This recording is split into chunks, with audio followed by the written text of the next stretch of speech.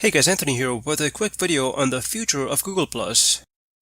Yes, it's true, Google is finally shutting down Google+ in August 2019, which is Google's social network launched in mid-2011. In a blog post regarding the shutdown, Google revealed an undisclosed security flaw which may have affected up to 500,000 accounts. This security bug seems to have been active between 2015 and 2018 and was patched in 2018.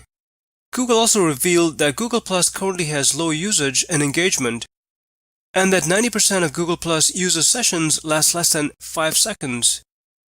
Google+ will still be available for enterprise purposes under G Suite.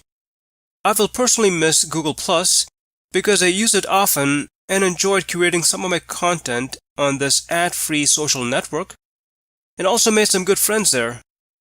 What about you? Did you use Google+? Will you miss it at all? Or you could care less?